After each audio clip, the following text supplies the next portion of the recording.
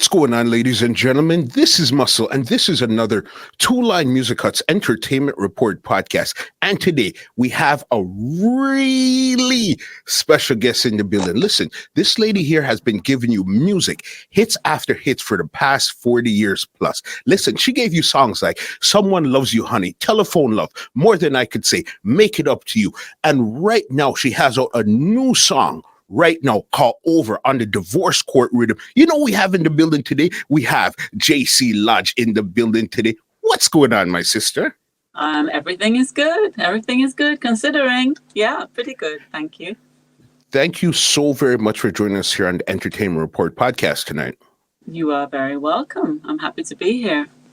All right, because somebody like you, I just remember, like, since I was a kid, you would go to like your parents' basement party and you would hear songs that you would remember, but you wouldn't know who it was until I became older. And I said, whoa, all of those classic songs right there. That's JC Lodge right there. You understand? All right. In this program here, we like to take it right from the beginning and then bring it up right here to 2021. All right? Sure. All right. Okay. So I know you were born. All right. You were born in the UK. Yeah. And how old were you when you moved to Jamaica? I was 10. You were 10. Yeah. Okay. So then you remember. Okay. So then let's go back a bit. UK now. What do you remember of your UK life before you actually moved to Jamaica? I remember that I loved music when I was a child. I remember that I was very much into the Beatles and all the pop music at that time. And I lived with, I had a single parent, my dad. Who's Jamaican. And I lived with him in a flat, and he was a music collector. So he had a lot of jazz and rhythm and blues and some Caribbean music as well. So I had a lot of exposure to that, and I had my favorites from his collection as well as my pop music. And what else can I say? I used to live with an English family during the weekdays and, to go to school because, as I said, I had a single parent, and I think Dad found it, obviously he found it difficult to work and have me as a girl child. So I had that English foster family, and I had him. And then I think things got a little bit more tricky for him as I got older, and we were, still living in this single room flat. So he told everybody that we were going on a trip to Jamaica, a holiday, and I was so excited, we're going on a holiday. And then I was left there. Then it was no longer exciting. It was a huge trauma for me, I remember at that time, And what part of Jamaica was it that you went to? I was taken to Kingston because my dad's family, originally they were living downtown Kingston, and then they moved uptown. So they were living in an area called Havendale. So his sister lived in Havendale with his parents and his sister's children, my cousins.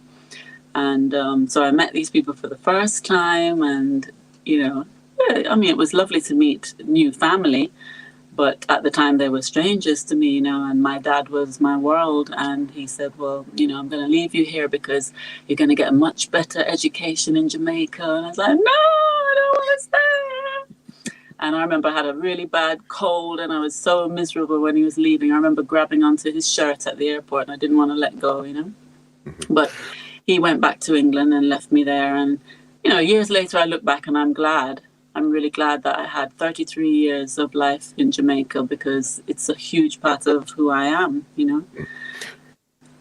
And was it a culture shock when you first got there? Because remember, at 10 now, you're forming your identity and all of these stuff here. So it's like, I went from this to now this. Yeah, it was in every way. Everything was so different. The weather, the creatures around, with the whistling toads, which I found very fascinating. I loved that. Was a very early impression when we arrived. It was night, and you heard all these whistling toads as we drove up to Havendale. And then I grew to love the lizards, which I found a lot of Jamaicans didn't share my view on that. And the language. I mean, my dad spoke with a sort of a Jaminglish, if you could coin it as that, a Jaminglish accent, but mostly Jamaican. But, you know, to be surrounded by people who all spoke with that heavy Jamaican accent was quite different for me. The food, you know, and then, of course, the music. But I have to say, Jamaica they don't just have Jamaican music on radio, you know, especially at that time. We had a lot of R&B and country and western and, you know, American music, I guess, mainly. So I still got a lot of exposure to different genres, but reggae was still quite, I'd say, a bit alien to me still, even though Dad had a few in his collection. But the first reggae tune that really seeped through was John Holt's Alibaba. I remember that. Big song there. That's a classic John Holt right there. Yeah. And when did you actually, so that now you're in Jamaica, this big, huge culture shock, you were back home in England, you were like the Beatles and stuff. So when did you discover your voice, or when did you actually discover music in Jamaica? Well, living with my cousins, they had a little battery-operated record player. So I could play 45s and LPs on that. So, and they had quite a few R&B songs, so I had a lot of exposure to American R&B music. And then, as I said, on radio, I was drawn to the country and western and pop music and reggae. You know, so that was my introduction to music there. Then going to eventually high school, I guess I started singing a lot to myself, but in the classroom, and then my classmates would say, "Hey, you sound good here, I thought the radio was on, you know." And then they'd start making requests, and I'd happily, you know, grant these requests and be singing different songs, and getting into trouble for it, of course, because you're not supposed to be doing that in the classroom. And then, you know, there'd be school concerts and they'd egg me on to take part because I've always been quite a shy person. So, and my voice, I didn't have what I considered to be a real singing voice. It was I didn't know at the time, but it's a falsetto voice that I sing in. And so that's what I had, and that's all I developed. I never did voice training, so I have not developed that, what they call a natural voice. So I use it when I sing, but I use it the way people use a falsetto. That's how I use my natural. So, yeah, so that gave me encouragement, my classmates' approval. And, but nothing more. I mean, family didn't pay it any attention. And then eventually it was after I left, I was in sixth form, I remember, when I met Errol, who is my husband. At the time, he was my boyfriend. And he had heard me singing. And he said, you sound quite good. I've got some songs, you know, because I write, and I've got some songs. Could you put them on a cassette for me? Because in those days, it was just audio cassettes we had. And I said, all right. I said, but can you sing? How am I going to know what these songs sound like? And he said, no, I can't sing. I said, so how's that going to work then? Anyway, he did his best, and he sang these songs to me that he'd written. And it was a struggle, I tell you, because he'd sing a line and I'd go, no, hold on, what do you mean? Do you mean da-da-da-dee or da-da-da-da? Because, you know, the notes are sort of in between. And he'd say, it couldn't be that. It must be the, okay, all right. And, you know, with trial and error, we got there. And he's got a great sense of rhythm. So he banged out the beat on a table. And, you know, we had 2 cassette decks. So I could put the lead on a cassette and then flip it to another one and do the harmonies and layer some harmonies on. I wasn't taught harmony. I think I just had that naturally. And eventually we ended up with this cassette with Errol's songs and my singing on to just a table drum. Yeah. Wow. And what year would you say this was before you actually got into the industry here? That would have been around 79 that we did that cassette, maybe about 79. Yeah. And what was the intention? So then now, okay, you have the voice, he writes the songs. Okay, that's good. So then what was the next move, or what was the intentions after this? What was the cassette supposed to do? Yeah, so he just had this idea that because he loved writing and we thought the songs were pretty good, that maybe somebody in Jamaica might be interested in voicing one of them. So we started trying to find people who were in the industry to let them hear this cassette and decide, was it worthwhile pursuing it or not. So one of the first people we had approached was a guy called Irving Lloyd, who was one of the keyboardists in a group called Chalice. I don't know if you've heard of them. But they were very popular in Jamaica at the time. And so anyway, it went from hand to hand. Various Jamaican personalities got a listen of this cassette and gave approving sounds, and eventually it ended up at Joe Gibbs' studio. And so then we were told, well, all right, they've got the cassette, but, they're not going to listen to it right away. We have to, they've got a huge backlog of people that they're dealing with. So come back. And that became a very, very familiar refrain. No, we can't see it this week, sorry, come back next week, next week. And that went on for quite a few months until eventually Joe Gibbs had his main engineer was called Errol Thompson, E.T. And he was like Joe Gibbs' right-hand man. And eventually he came to us one day when we were waiting in the queue, and he said he had the cassette, and he said, yeah, it's all sing on this tape here. And I said, well, that's me. And he said, all right, yeah, we want to do something with you, All right, we're going to give you a song to do. Not one of these yet, So then the very first song they presented to me was Do That To Me One More Time, which was a song popularized by Captain and Tennille. And I recorded that, but it wasn't released in Jamaica. It was only released in the Bahamas for some strange reason. Okay. I think it was like they were just testing the market, maybe, because I guess I sounded a bit different from anything else that they had put out before, and they weren't too confident. I don't know. But then, I passed that test. They were happy enough with that. So then they said, all right, now we have this tune. I want you to do this tune. And that was Someone Loves You, Honey, Charlie Pride's version. Okay, so before we even get there, was your whole intention, now that you guys have this cassette, you guys are going around the studio, was your whole intention to actually become a singer, or you're just going along with the plan, whatever happens? No, I was just going along with it because although I loved singing, I had never thought of singing as being a career, because my first loves were art and drama. And those were the things that I didn't have a clear idea of what I was going to do with them, but that I knew that those were the things I loved. And so I figured I was going to pursue one of those things as a career, But so this singing thing, I don't know, we just got caught up in it, and you're being told to come back, and you just kept doing it, thinking, okay, well, maybe something will come out of this. We just do it, Two young people just going along with the flow. And see where you end up. Yeah. Crazy. Okay, so they present you now with this song, Charlie Pride. Originally, it's a country song, but this is sang from a male's perspective.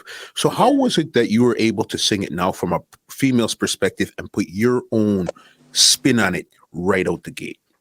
Yeah, well, the lyric could easily translate from one gender to the other, and I did kind of like a country and western vibe as well, so it wasn't too difficult. I don't think it was too difficult.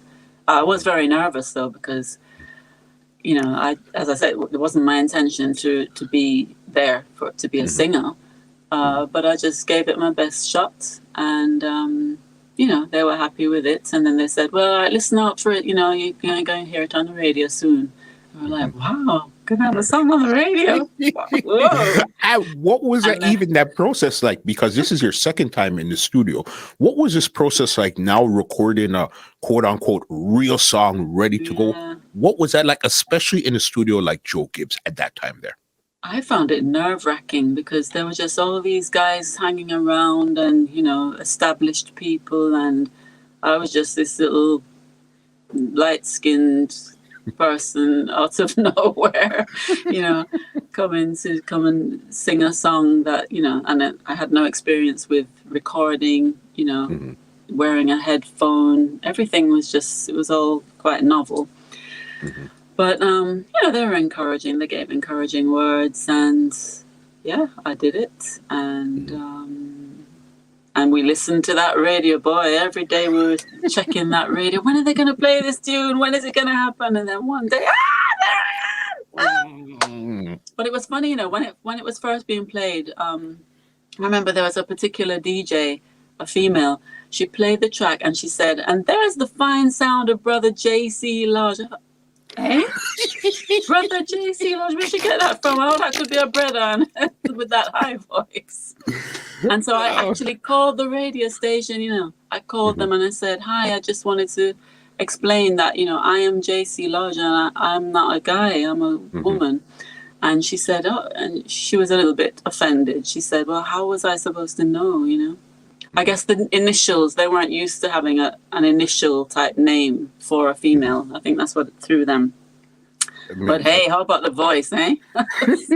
Hey, I'm just saying, right? And how even before we go too deep into that there, how did you come up with your stage name? I remember Joe Gibbs, who was this very fatherly, soft-spoken guy who wasn't all that honest, to be truthful. Okay. And you know, but he had this really fatherly nature, and he called me in one day when they were, you know, nearly ready to release, and he said to me, "What name would you like to sing under?"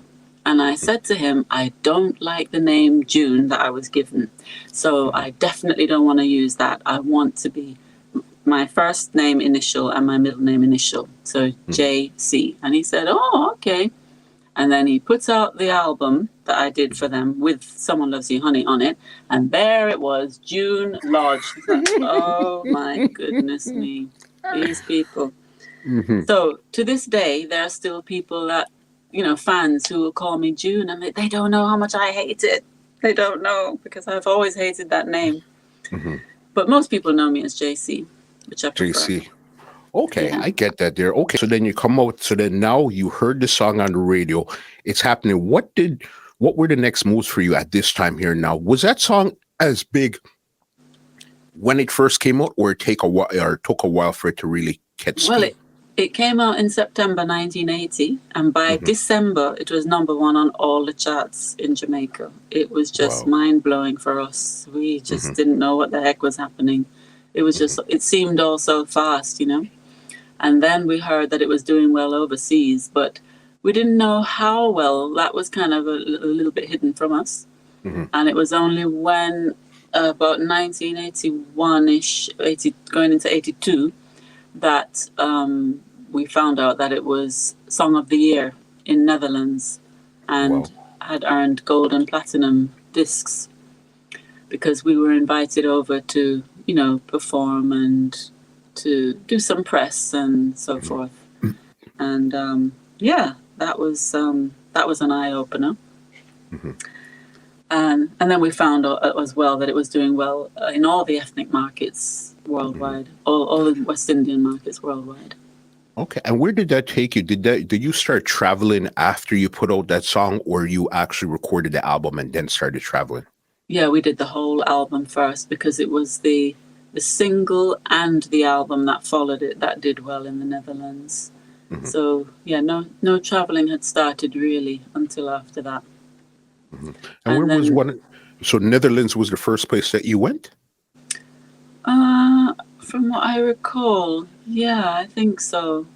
Yeah, I think Netherlands was the first. Yeah, that's wild. We're talking about Jamaica to Netherlands, especially in those times. That's almost like a lifetime away, because there's no internet. So it's like, how is my music all the way out here? Yeah, I don't know how it got there. You know, Joe Gibbs must have had some good distribution going on. Yeah, I don't know if that.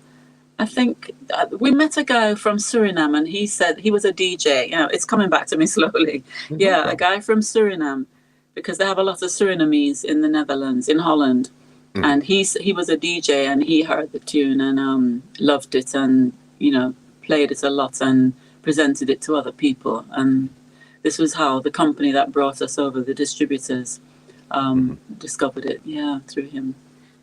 Because I know that song there, I think there's two versions. You could correct me if we're wrong. One with You by Yourself, and then Yeah. a second version with Prince Muhammad in it, which is Yes. AKA George Nooks. That's correct. And that's the version that did very well in the Netherlands, the one with Prince Mohammed. Okay, because if I remember, again, you could correct me. I seen you performing it somewhere, and it said you and Prince Muhammad, but the person did not look like Prince Muhammad at all. It just looked like it wasn't Prince Mohammed, and that's really unfortunate because when we went to the Netherlands, they we were just two green, naive people, with no experience in the music business whatsoever. And they told us that they could set us up with some shows, would I be interested in that? And I said, do I have to? That's to show you where I was at that point. I didn't really, as I said, it wasn't a plan. I was kind of just thrown into this arena and wasn't ready for it. And so I tried to do as few shows as possible, which I could kick myself for now. And then they also said to us, oh, we've got a guy, we found a great guy. He's a great dancer. He's going to, when you do these track dates, because it was never with a band then, it was just track dates because that was more economical. It would just be you and your track playing in the background. They said, we have this guy to perform with you, I said, oh, really? Yeah, his name is Patrice. He's a Surinamese young man and very good dancer, and he knows the song, backways. He can mime very well to the male part. That's Prince Mohammed's part. And I just said, oh, okay. I mean, it was just something we were told, and you just went along with it, So he was a very nice young man, and he added something to the performances because I don't think I was doing all that much myself. But, in retrospect, you think, but then, why we should have somehow, put our feet down and no, we can't have that. We've got to have the authentic person. But I didn't even know. I don't think we knew George Nooks at that time, I had met a few people down at Joe Gibbs, but I don't remember if I met him then. So, and we had no links with these people to say, all right, let's go get in touch with him, So it wasn't really in our hands, But if something like that happened now, of course, we would say, what? Bringing somebody else to mime to this person's voice? You're joking? But, yeah, experience, eh? Yeah, 100% correct. And why did you guys actually come up with a remix? Because I figured that the song with You by Yourself was doing very good. Why did they decide to add Prince Muhammad at that time there? I think it was just a thing that was done. If you had a song, you would put a DJ on it just to have a version, It was probably the flip side of one of the singles. And then some people took to it more than just my vocal. So, yeah. Got you. Okay. And then now you came back from the Netherlands. I guess at this time you're still trying to process, hey, I'm smack dab in the middle of the music business with a number one song and album. What do I do next? Were you still processing like, okay, I want to go forward, or was it I'm not really sure at this point here? Yeah, I think we had decided that this looked like something we should stick with for sure. But I was still, both of us were still inexperienced because it was always Errol and myself together, in the situation.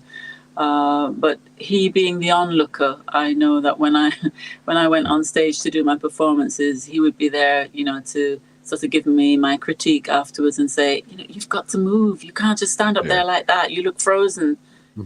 Do something. Speak to the people. Okay, move your head, shake your hair, do something. And because you're not seeing yourself, you need that kind of feedback, and he gave me that. So in time, I got more comfortable with it and started taking it more seriously and sort of thinking about what my image really was, and what type of music did I really want to do, or what type of songs, Yeah, it took a while to get to that point. I get you. Okay, so then now the whole album is out right now. How many tracks was on that album there?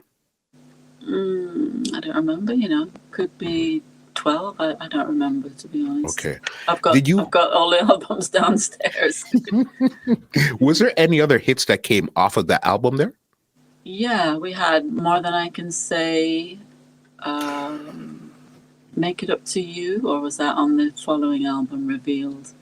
I'm not, I always praise Errol because he remembers these things so well. I don't remember what songs I were on what albums because I've got 12 albums now. But Make It Up to You definitely was another number one, and More Than I Can Say. And I think I've gone into the second album now. You Can Dance was another top. Well, I went to number 2. I don't think You Can Dance made number 1. So, yeah. But by that time, we started working with Willie Lindo. Willie Lindo. Okay, so then before that, because again, the big hits was Someone Loves You Honey, massive hit, massive. And then it seems like either More Than I Could Say or Make It Up to You was probably the second one to go out of the park at that time there. I'm not sure because they were both More Than I Can Say. songs. More Than I Can Say, yeah. How did you come up with that one there? That's another cover song because at that time, most producers, especially if they were working with women, that's what they felt women were best at, to sing, or maybe they just felt more confident that this is a song that's already made it, so it's less of a gamble to get somebody to sing something that they're already sure people will like. So we got 2 of Errol's songs got included on the first Someone Loves You Honey album because we begged for that to happen.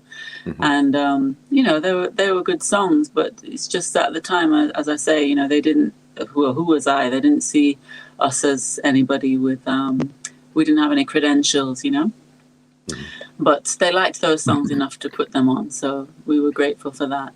But as we went along, we found that it was difficult to push original material. I think maybe not so much if you were male. I don't know. So from a producer standpoint or from the general public standpoint at that time there? Producers, because they decided, what you did. They're the one taking it from there. Okay, another massive hit in this journey. Massive. Make It Up to You. How did you come up with that song, and why did you decide to record that song there in particular? So Make It Up to You was written by Willie Lindo, who we started to work with. Well, we worked with him when we were at Joe Gibbs because Willie Lindo was a musician that they often called on because he's very talented, not just as a musician, but as an arranger and also as a writer.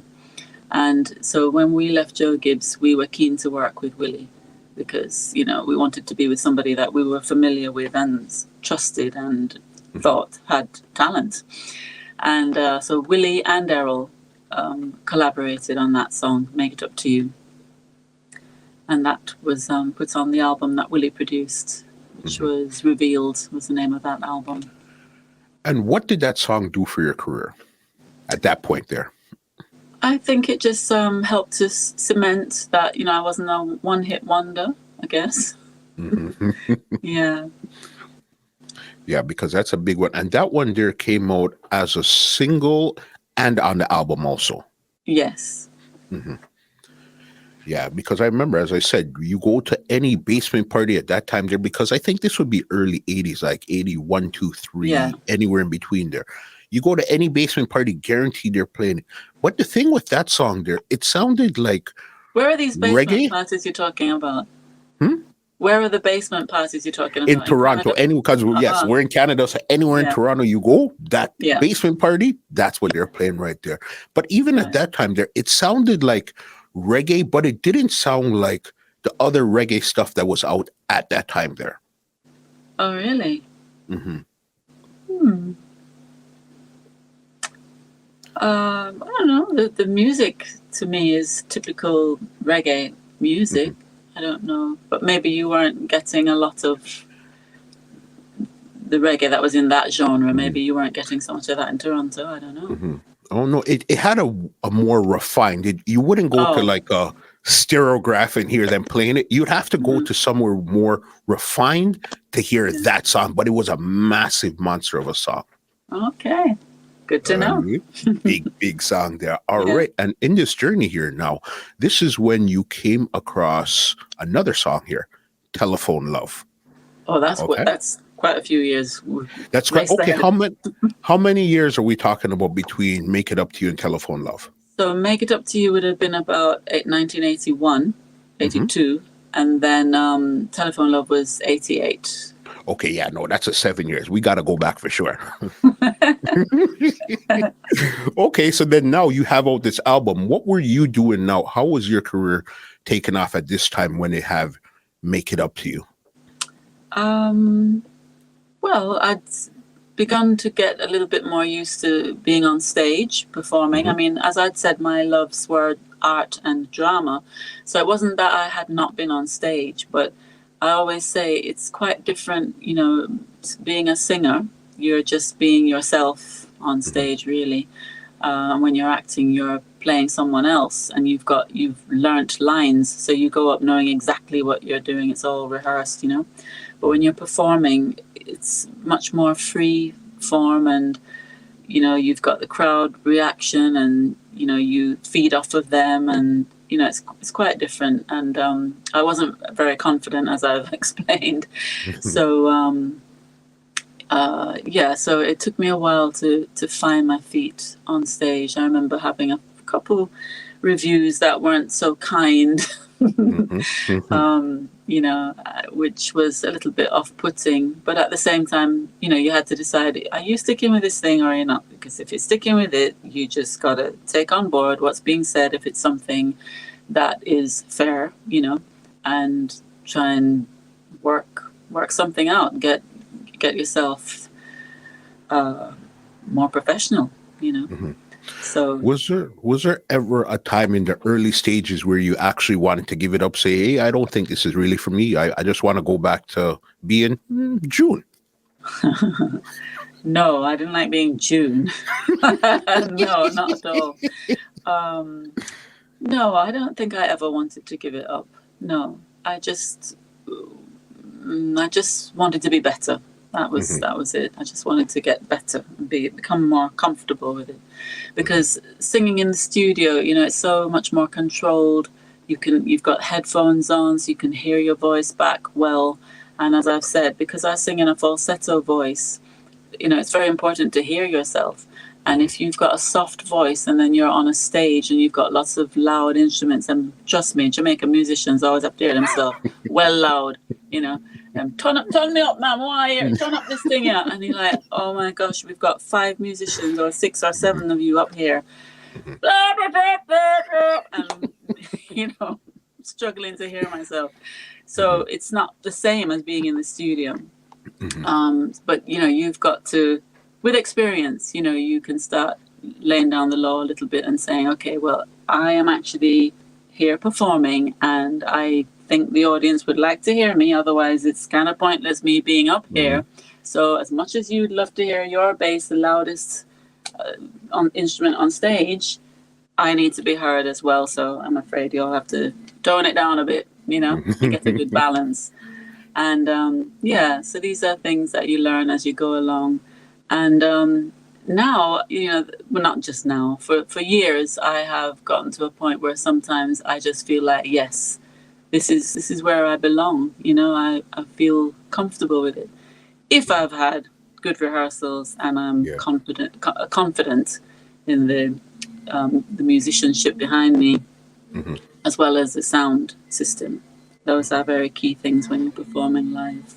Makes sense. And who were some of your musical sisters at this time here where you didn't feel alone out there? Who else was in the business that you would actually connect with at that time there, if any?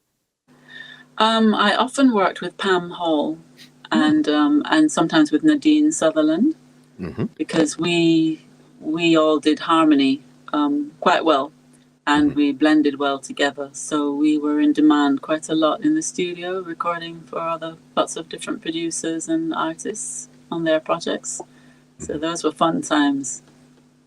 Okay, so you did outside of recording for yourself, you did harmony for other projects also. Yes. What were some of the projects that you worked on, if you could remember? Because I know a lot of stuff was happening at this time here. Yeah, a lot of them I don't even remember that I've sung on them. You know, people will tell me, you know, that they've read the liner notes and, hey, you're on this. I'm like, really? Oh, okay. But I do, you know, ones that stand out would be like Maxi Priest came and did an album in Jamaica, and we worked on that, Wild World. and Peter Tosh, No Nuclear War. We worked on that album. Those are the outstanding ones. I know I did Bearer's singles, not a whole album, and lots of other projects that I can't remember everybody, but we worked quite often. Yeah. And this, okay. So then, as we were saying earlier, so then between 81 is when Make It Up to You came up, and then in 88 was when Telephone Love came up. So what were you doing in between that 7-year period there? So we had a few more albums because after Willie, we met Gussie Clarke. So that's Music Works. And Gussie worked. Gussie had a team of writers, which was good and not so good because some of them were outstanding writers, some not so wonderful, and Gussie would insist that we worked with his writers. So the first album we did with him was called I Believe in You, and I was fortunate to work with Bob Andy. Bob Andy wrote a track for that album and sang on it as well. So I was quite honored to have him. But overall, the album for me at that time, I had started to kind of formulate what I wanted to sound like and where I was heading, Errol and myself. And we both felt that we wanted to do something a little, what would I say, a little edgier. That was what we were thinking. So we did the project with Gussie, this I Believe in You album, and it's got beautiful songs on it, but we generally felt that it was a little bit too sentimental. Okay. I think we got 2 of our originals on that album as well, and one of them was called Night Work, and it wasn't a love song. It was a song that Errol wrote about a lady of the night, which is quite different for any Jamaican artist to be singing about. But this was how he wrote. He didn't just write songs for women and feel that, okay, it's a woman's song, it's got to be a sentimental I love you and you love me and this sort of thing. So there was a bit of a fight to get that on the project, and Sly and Robbie worked on that project, and they laid the rhythm for it. It turned out pretty well, but I guess it didn't quite fit in with the rest of the project. Okay. And this was something that we would find along the way in my career, that Errol and I are always wanting to experiment and bring different influences into the music along with reggae. And then you find that it's if somebody else is producing it, they might feel like, but that's not what we're doing. That's not reggae. That's, you're bringing in something else. And because there's that fierce loyalty for some Jamaicans that if you're Jamaican, you do reggae. That's what we do. This is our music. And I've grown to love reggae passionately, but I don't feel that I must only do reggae. I have other music influences, and I like to experiment, as I said, with them. So anyway, we did that project with Gussie, and afterwards, when he started talking about another album, we said, okay, could we do something a little bit different from that? Something with some heavier beats, And so that made him think in a different way. And eventually he presented us with this Rumours Rhythm, and said that Mikey Bennett, Hopton Lindo, and Carlton Hines had come up with, they hadn't fully written it, but they had this idea for a song called, so they said, listen to it and, see what you think. And I remember getting this, part of the song and trying it out and thinking, this isn't quite what I was thinking of, though. Yeah, it's edgier, but it's not really not quite what I was thinking, because at the time, it's bizarre when I look at it now, but at the time, I remember loving Jump Up by Admiral Bailey and thinking, I'd love to get on a rhythm like that, something really jerky, jumpy. I'd like to try that. Yeah. So this Telephone Love wasn't the answer to that to me, Hmm. Anyway, I took it home and sang it, and sort of tried to get into it, and I did get into it, and yeah, eventually it was finished and recorded, and in Jamaica it was Rumors that was all the buzz, and my song was like a runner-up. There were so many other tracks on that rhythm that were good. You had Lady G and Dean Yes. Fraser, and Hmm. quite a few other artists were on the rhythm, with good tracks. But Rumors carried the swing in Jamaica. But all of a sudden, we got feedback that in New York, it was just Telephone Love all the way. And we're like, really? Yeah. Why? And, the Black Americans were just lapping it up. And, and then it got so popular that there was a company called Powwow that took on the distribution, because I think whoever had it before that, I don't know if it must have been, who had that before?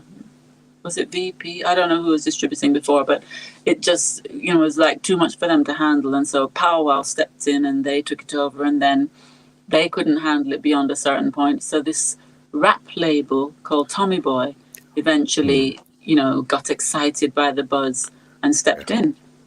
And eventually we got signed to Tommy Boy label, which was a rap label. Because if I remember good, Tommy Boy might have had on, I think, like Naughty by Nature and a couple Yes. more hardcore rap artists They on did. it. I don't remember them having a quote unquote reggae artist before They on didn't that have type of a any. label. None. They had no reggae acts. I was the first one. Okay, so with Telephone Love, is this the original one or is this the one that The Shabba original was on? one. The original one. Yeah, the original. Why do you think that crossed over at that time there too? Because there, as you said, it wasn't really fast. It was slower-ish. So why do you think that resonated with the Americans so much at that time? Well, they seem to think that it was R&B, because I remember going around when we were doing promotion, we ended up at a few radio stations where the DJ would say to me, so, tell us about this track, JC. It's an R&B track, isn't it? And I'd say, no, it's not R&B, it's reggae. And no, this isn't reggae. Is it? And, yeah, it's reggae. So they didn't see it as exactly reggae. It wasn't what they were accustomed to as being reggae. So I don't know if it's the melody, the vocal, I don't know. Something led them to think that it wasn't the usual reggae type of genre. I think it's the way how you probably sing it, because you float on that track there. It has a lot of different elements that you might not generally hear in a reggae song. Even there was talking at one point where the rhythm broke down when you talk. So I could understand, now that you're saying it from that point of view, I could understand why they would think that's an R&B song. Yeah, I guess. Yeah. And was this your first time on a juggling too? Because was this your first time being on a rhythm that had several other people, or you were on other ones before? No, I think that was the first juggling one. Yeah, I think that's the first juggling. Yeah, and how did you guys come up with the remix with Shabba now? Well, it wasn't anything to do with us. It was all Gussie. Gussie did that. We didn't even meet Shabba when the combination was done. We hadn't met him. We only heard it. Oh, that's me, and who's that? Oh, Shabba. Okay. The public think, they always have this vision of two of you in the studio at the mic together singing into each other's faces. But in reality, it's often not like that at all. Sometimes you don't even know it's being done. I have done others where I've worked actually with the person, but that particular one, no. So the first time we met Shabba was he was on a show somewhere, and we were at the show, and I was in the audience, and he called me up to do that tune with him, Yeah. Yeah.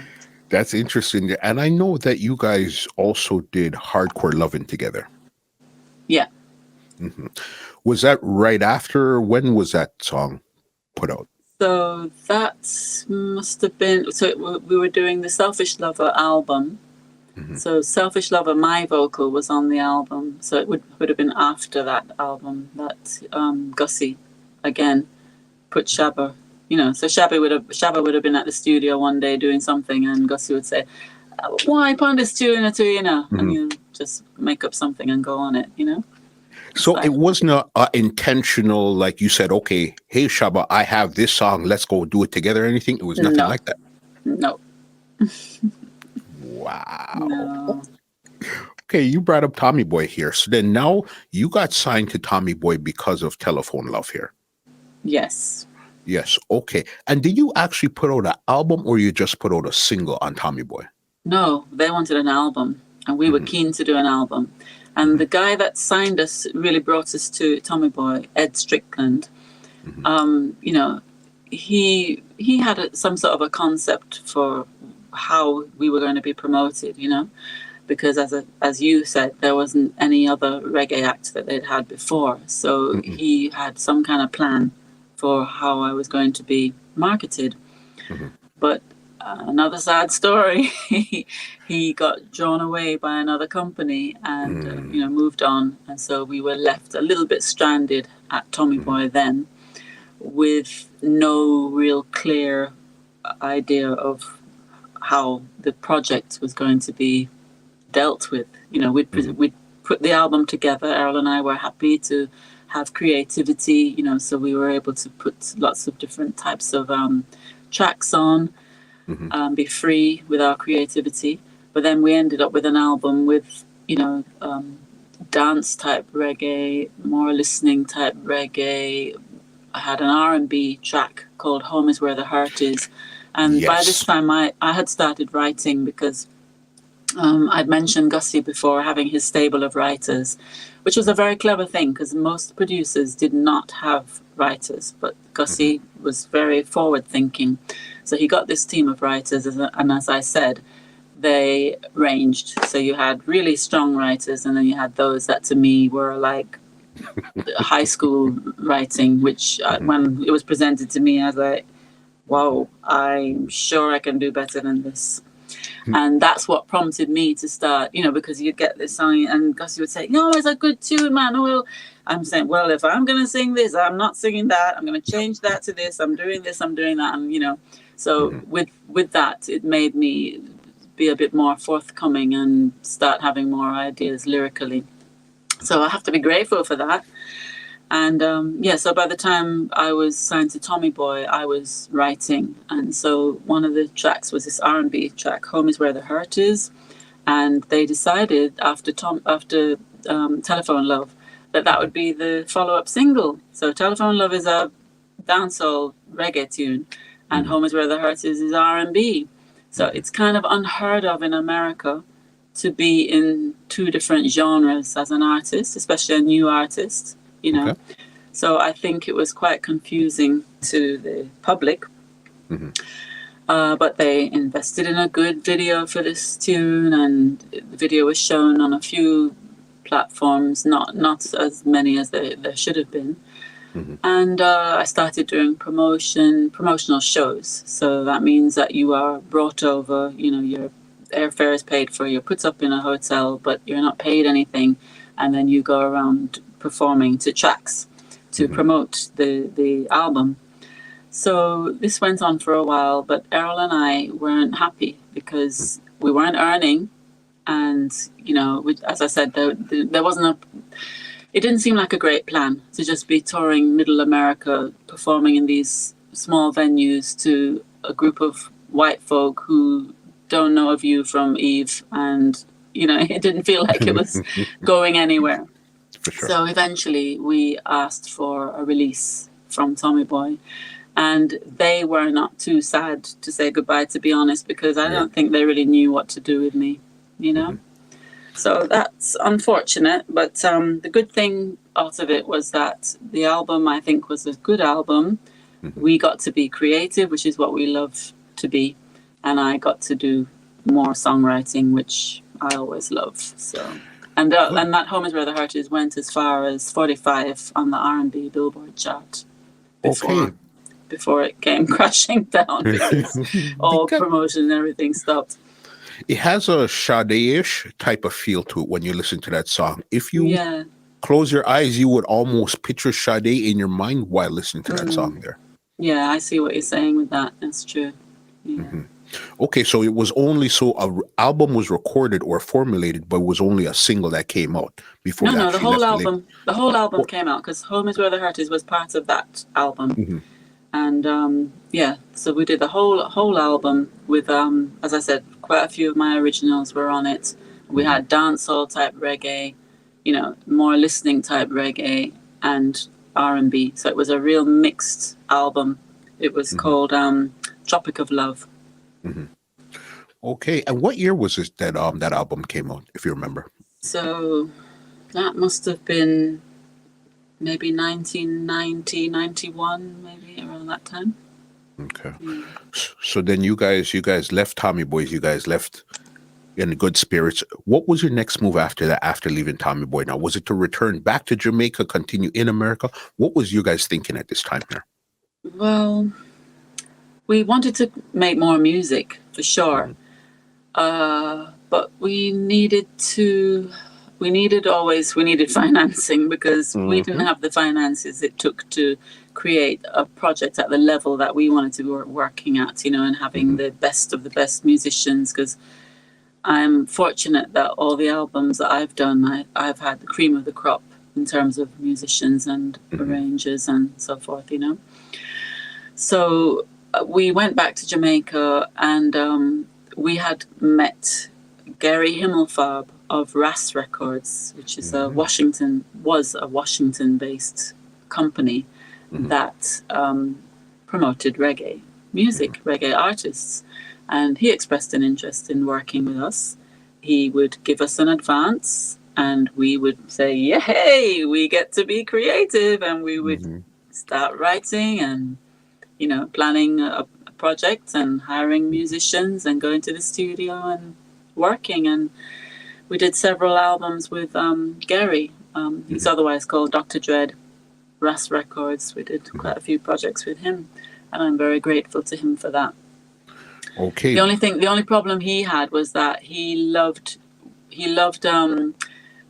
what would I say? He loved working with Jamaican acts, because he Mhm, loved reggae, but mhm, he didn't seem to have good links for promotion. So although we did these projects and we got an advance to create them, there mhm, was no big promotion. So they never mhm. really went anywhere.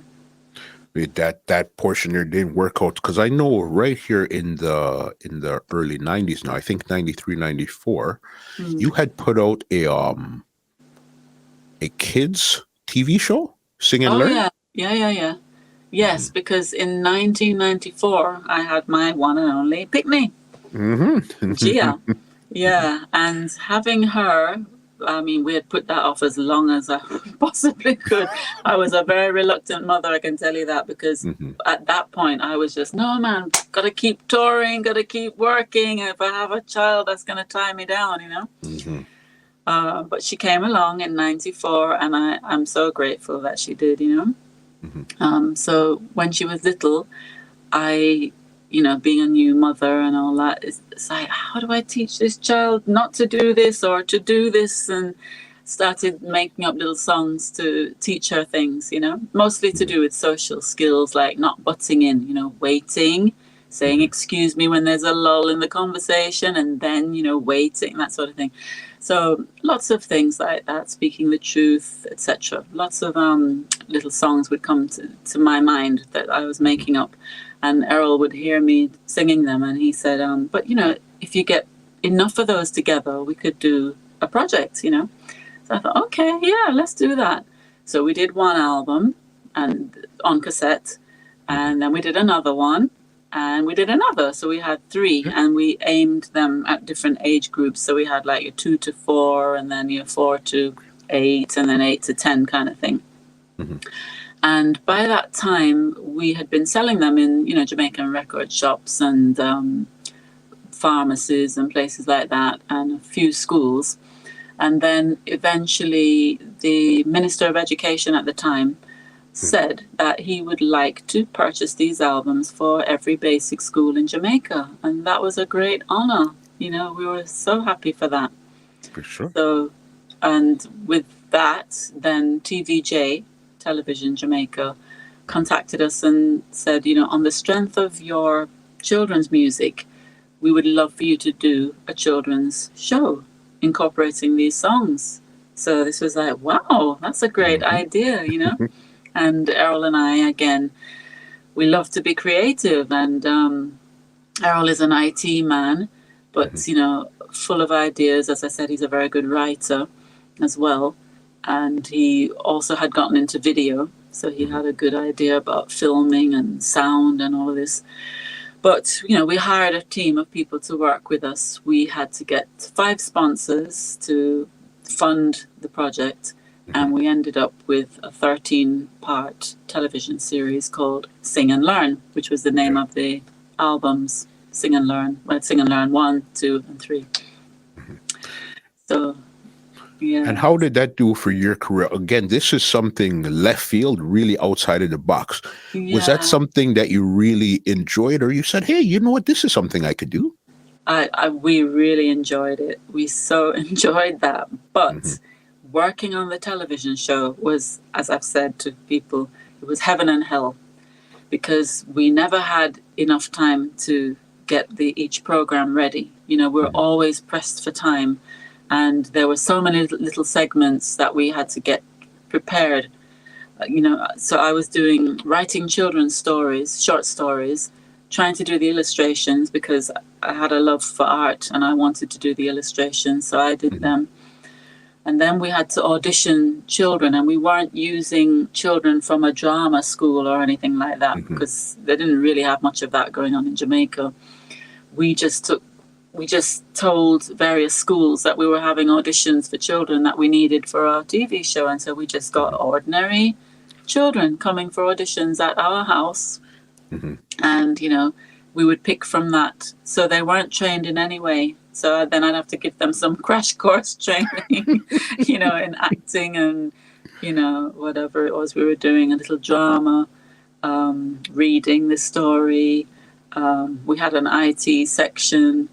We had a feature for a kid that was Talawa, which would be a child that was outstanding in any way. Could be a swimmer or whatever, you know. We'd feature an outstanding child. And yeah, so there were all these little segments to prepare, and it was a lot of work. And then when you were filming, you had the cameraman always saying, "Oh, the light is going, you know, because if the light changes, it spoils the whole shoot, you know." And it was, I tell you, it was a lot of stress and no sleep or very little sleep. But it was also heaven in terms of being able to use so many facets of our creativity to put it together, you know. Really enjoyable. Because that's exactly what I was going to ask you, because I know you said arts, you wanted to go into acting and stuff. So then now you have a TV show, you get to use your voice and you get to act a bit. So as you said, it was, I guess, exactly how you explained it. It was heaven and hell at the exact same time. Yeah, it was. Yeah. Yeah. And then, you know, we ran that for a year, and then things started to take a turn in Jamaica. The economy was not thriving. And so at the end of that year, I reapproached the same 5 sponsors, and it was a lot of sad tales. No, you know, we can't take that on this year. Really sorry. We'd love to, but So we ended up with only 3 prepared to come back, and that wasn't enough. And so I was on the phone for months trying to find other sponsors to join us, but couldn't find them, Bobs. So that never continued, unfortunately, at that time. And then round about that point, we decided that we had to make a move. And this is back to the UK at this time here. Yeah. Not something that we had imagined doing, but yeah.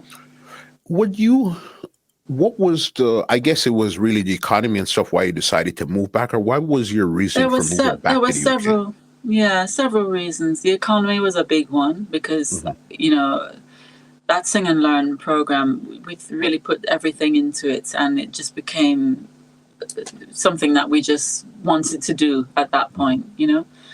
And for some reason at that stage as well, I wasn't getting as many shows as I had been getting. So Sing and Learn was filling that void. Also, I was I used to paint and make craft as well to sell as another form of income. Mm-hmm. And I was finding that was dwindling as well. The stores that used to take my stuff were buying a lot of imported goods that were cheaper, Mm-hmm. more mass produced, so they could be cheaper. And so I found my sales were not going as well as they had been. So, and then on top of that, the crime situation was just really getting to me, Mm-hmm. We lost a very, very dear musician friend. That was like another nail in the coffin for me. It was so disturbing. Mm-hmm. And just the lifestyle I found that I was having where, you couldn't really walk anywhere. You had to be always driving somewhere, and you have to have your window up and the door locked. And, in your home, you got it grilled outside and in, and security lighting. And when Errol and I used to have to travel overseas, he would hire a security guard and a dog to be at this empty house to, safeguard. And can you believe, one of the trips we came back, we arrived at 12 noon. Mm-hmm. We had the lady that used to clean for us and all that. She would come while we weren't at the house. So she was to arrive at 8 that morning. So, we figured, okay, so the guard could leave by about 7. Then she would come in at 8. You'd just have that 1 hour when nobody would be there.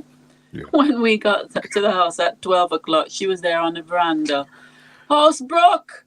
I'm like, what? How? Wow. In that 1 hour that nobody was there. Mm-hmm. It's so wild. It was just ridiculous, Mm-hmm. Yeah. Getting back to the UK. Okay, and then I know when you got to the UK, you started to do some work with Jetstar.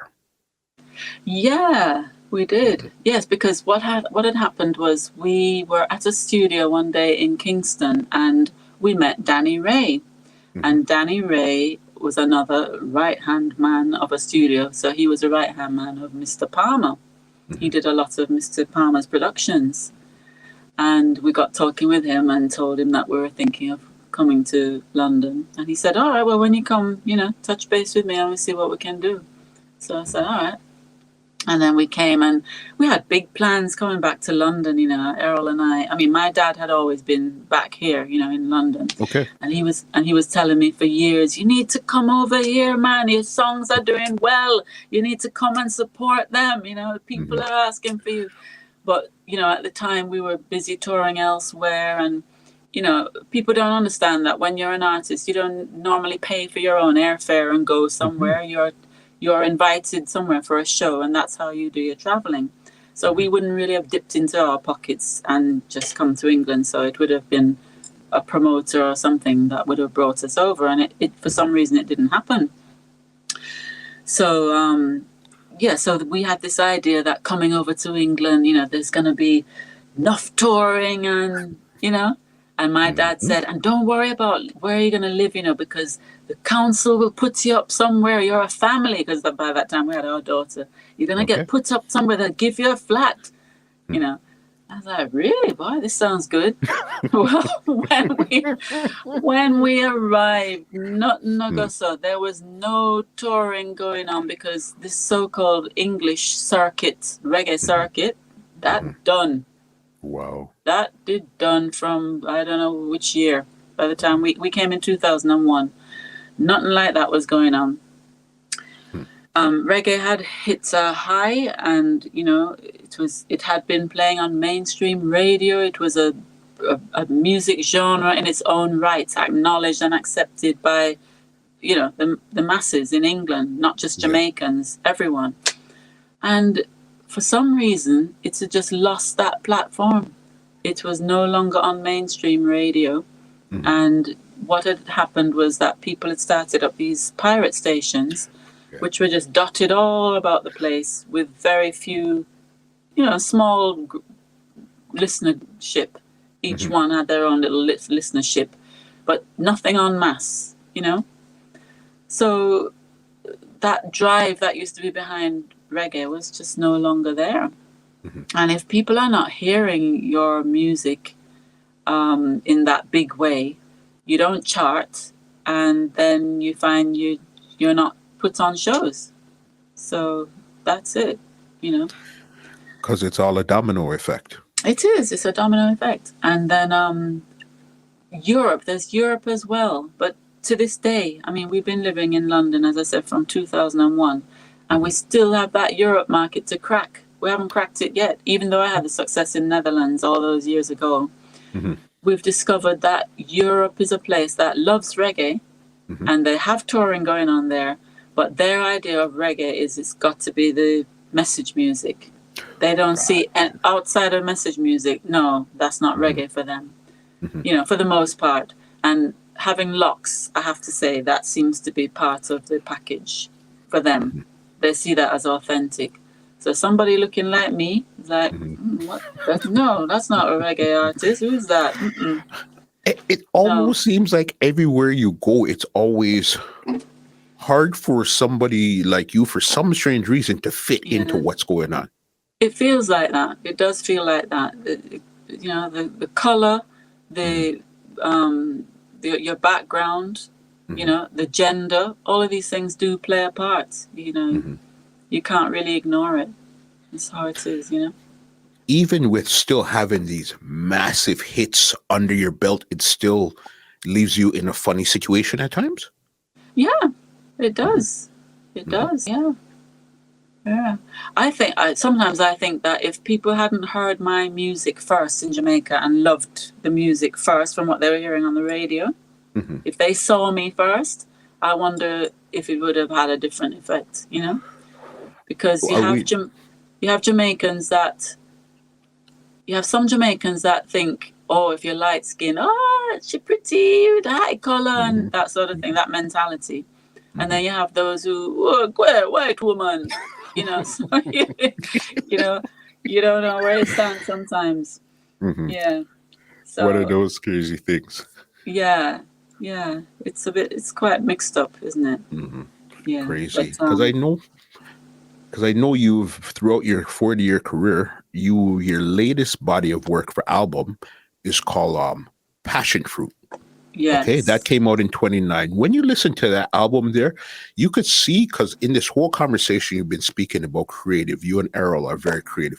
You could tell, to me personally, it seems like that album really let you be as creative as you wanted to be, because you didn't hear Someone Loves You Honey. You didn't hear a Telephone Love. You heard a totally different side of JC Lodge. Yes, that album was a deliberate different sound because it was really Errol's concept. Errol decided that because when we were in Jamaica, another thing that we encountered was payola. You know, it just got worse and worse and worse. And I remember there was one point where we thought, all right, if we can't beat them, join them. We're going to do this payola because we're not getting any airplay. And without airplay, people don't know you have a product. Just like anything else. If you come out with a tin of peas, you need to promote this tin of peas or people won't know about it. So we committed one point to pay a payola to a certain DJ. And it didn't pay off. It wasn't worth it. So we decided again, nah, not doing it. And it had gotten to the point where if you weren't doing it, well, that's your choice. You don't exist for us, you know. We play the people that paying us, you know. So that's how it became. Jamaican radio became like a dance hall kind of thing, you know. Or no, more like a jukebox. You put money in and you get something out. That's the best. I've never heard anybody describe it like that. That's the best way ever. I like that one. Yeah.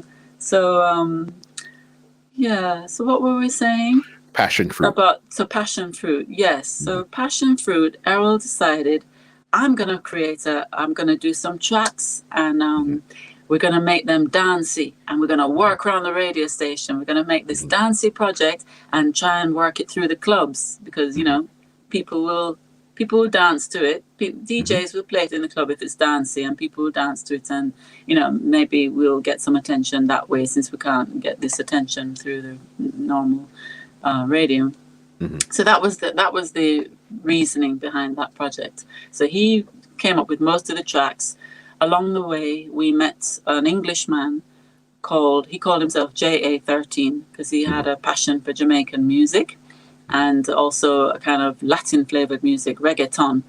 Yes. And he made up some tracks as well and said, I'll, let you hear these tracks. If you like any of them, you can include them on your project. And because we were leaning in that direction anyway, kind of reggaeton, Latin flavored reggae, so quite a few of the tracks he presented, we liked them and included them. So he's the other person that's contributed to that project. And so, that project. Yeah, so that's Passion Fruit. That's the concept behind it. So they're all my writing on Errol's tracks or JA13 tracks. That's a good combination there between, as you said, husband, he takes care of a lot of the tracks and stuff. You take care of the writing. You brought somebody else in, so it was a win-win for all parties involved. You know what I mean? All right. I got a couple more questions before I get you out of here. 2021 right here, right now.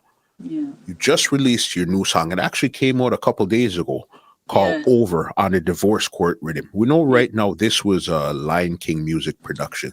How did you guys connect? Because I know Babyface, aka Lionface from King Addy's days. All right. Yes. How did you guys connect from dubplate wise to now go into actually making a song? Yeah, because we met Lionface when he was a babyface, and just through live performances and being around sound systems and stuff, we met him in that way in New York, and then kept the link going. And another way that a lot of artists earn these days is through making dub plates for sound systems, which are like ads, to promote certain sound systems. And you can't knock it because it's a way of making some income. So Lionface has kept in touch with us, and he's every now and again, I may have a next plate for you, and you do a dub plate for this sound or that sound. So we've had that link going for quite a few years. And then eventually, obviously, he's been doing production. We didn't know he's been doing his own production as well until recently, when he presented this rhythm to me and said, I'm going to put some artists on this rhythm. Listen to it and see if you don't like it, because it's a wicked rhythm. So, I listened and thought, I really like this rhythm. And you know what? For me, every song, not every song I write, but if I write a song and I feel pleased with it, satisfied with it as a song, for me, it's like a child that I feel I have to give birth to it. So I listened to that rhythm and I thought, now I'm sure I've got something I've already written that I think really would fit this rhythm. And I dug up a track that I wrote for some other rhythm years ago called Over. And I sang it on this rhythm. And at first I thought, does it fit though? Does it really? And I sort of work it. And I played it for Errol and he said, that song, but you wrote that song a long time ago. I said, yeah, so it's not born yet. I don't waste my songs. If I think I've got a good song, for me, okay, it might have to be parked for a bit, but any chance I get for that song to be born, it's coming again, But Errol, sometimes he has a different view from me on that. He feels like, no, but you've done that. See, listen to this now, come up with something fresh. I said, no, I want to do this song on it. I think it really works. And so I sang it at now our home studio, and we submitted it to Face. And he loved it. He's like, yeah, what? Jesse, yeah, man. So we did it properly. And Stephen Stanley, great engineer in Jamaica, we worked with him a lot when we were there. He is a champion engineer, and I'm so pleased with what he did with the vocal, because that adds a lot to it as well, And I'm really happy with the outcome of that tune. Whoever the musicians were, we asked Face to tell us who played on this, because we didn't have anything to do with the rhythm. Who played the rhythm? And he started to, so and so and so, and some names that we haven't heard, and he was saying it, just speaking verbally. So I didn't write it down, and so I can't even tell you right now. I'd love to tell you who played on the rhythm, but I can't remember. I just remember him saying that somebody, the keyboardist, was Papa San's brother. I remember him saying that. Okay. So I'm going to dig a bit further and try and get those names written down to tell you. Mhm. But yeah, I'm very pleased with that rhythm, and I think the song works on it well. Yeah. And so I'm hoping, I mean, we've been getting some good feedback so far, so I'm hoping that this could be another breakthrough for me, because about time I had another one. No, you see the trick with it when you're artists that have classical hits, it's like it's almost like, do I get a next hit or do I just tour for the rest of my life on these classical ones? But it seems like you being a creative, you and Errol being creative, you'll never be satisfied with having this under your belt and just living with that. You No, always need no. something new. In fact, it irks me when somebody, I mean, God bless my fans, God bless them. Mm-hmm. But when a fan says to me, "Oh, I love your song, I love your song," and I go, "Which one?" I mean, as I said, I've got 12 albums. Which song are you talking about? But I know when they say that, it's going to be either Someone Loves You, Honey or Mm-hmm. Telephone Love. For the most part, that's what it is. And it hurts. As Mm-hmm. much as you're pleased for the fan and you're glad that, you know, this has had an impact on their life and, you know, you feel you've done something positive. But at the same time, as an artist, it's like, come on, I did that song in 1980. That's, you know, what's that, 40 years ago? Please, I've done so many songs since that, and I've gotten into writing, and, you know, I really want to be seen as not just a singer or a songbird, as some people like to call Jamaican female artists songbirds. I don't like that term either. Okay. You know, I think I've done so much more that I've grown. I want to show that I've grown, you know. But some people just can't let go of the Someone Loves You, Honey and the Telephone Love. But as I say, I can't knock it because I'm still earning off of those things, you know, through shows or whatever. For sure. Last question I got for you before I get you out of here. Okay. You've been Yeah. you've been in this space now for 40 plus years. Okay. At what point did you guys actually learn the business of the music business? Well, I have to say that there's still a lot for me to learn personally, but Errol he is a very widely read person, and he has bought all the books on this music business and studied them, and so he's got very in-depth knowledge of the behind the scenes stuff with the royalties and the percentages and the rights and all of that. Me, not so much, which I shouldn't be proud to say. But yeah, that's not really my side of things. I'm not so interested in that aspect of it. I just like the creative side. But you know, I know the basics, you know, and he takes care of the rest. That's what makes you guys a great team. You understand the 40 plus years, and definitely I got to say congratulations on actually your 41st year in the music business for something that you weren't even looking for. You just happened to get into it, but it treated you well, and we, the fans, were happy that you found it also. Yes. Yeah, I mean, Yeah. oh, this is what I'm gonna do. Before I get you out of here, I'm gonna ask you to do something that I know is gonna probably, especially us, it's almost gonna cringe your spirit, but I still got to. It's just that this is what I gotta ask. Can I please get a piece of Someone Loves You, Honey, before I get you out of here? Listen, I know. Yeah. I know. Sure. Why not? Only for the 80th thousand time this month, but hey, why not, right? Yeah, because the thing is that I'm always singing it because when I do specials, that's requested a lot, you know? Yeah, it's so funny. Anyway, here I go. I want to share your life every minute, every day and night. And I want you to know that whatever you do and wherever you go, remember, someone loves you, Sheldon.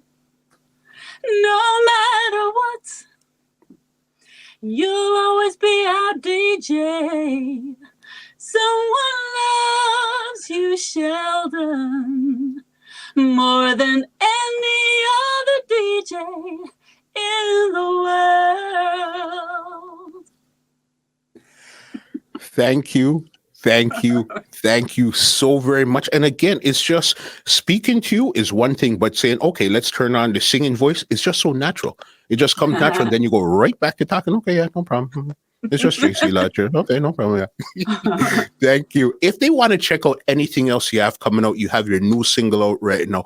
Anywhere on social media or leave any contacts, leave any big ups you want right now. The floor is yours 100%. Thank you. Well, the new song, as you mentioned, is called Over. It's on the Divorce Court Rhythm.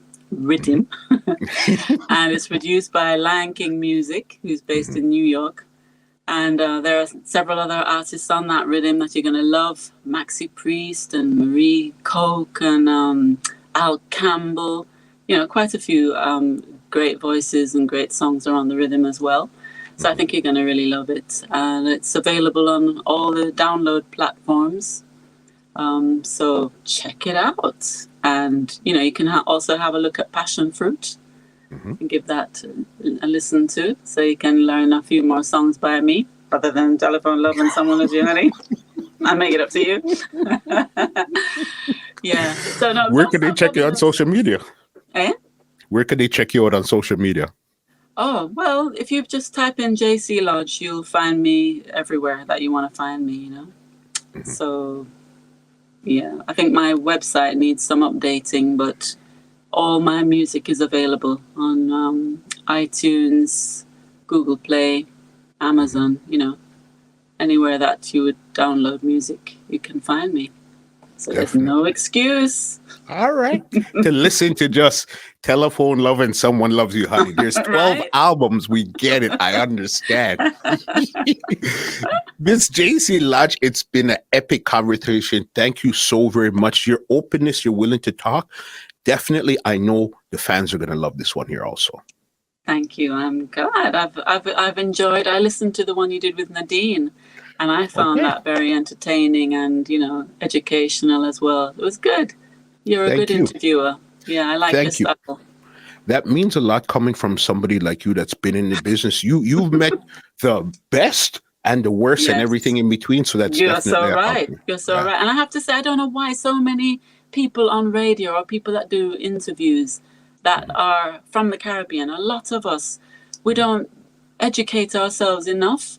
So, they don't know how to ask questions well, or the grammar isn't all that grand, But we do have some outstanding ones, and you yourself, you're one of them, So we need more people like you in the industry, and those who are in the industry and have the love, but they haven't got that foundation that they need. They need to upgrade themselves, Too many times I've been doing interviews with people that I think, no, this is not your line, mate. That means a lot coming from somebody like you. Listen, I know you've been busy all day. Thank you so very much for spending the time with us this evening. Let me give you an outro and get you out of here, because this conversation, especially with JC Lodge, that we don't see like this, has been epic. Thank you. Thank you. Thank you very much for having me. It was fun. No problem. My pleasure. Let me give you the outro here. Well, ladies and gentlemen, this is Muscle, and this has been another Two Line Music Hut's Entertainment Report podcast, and we are out. This podcast is brought to you by www.twolinedmusichut.com.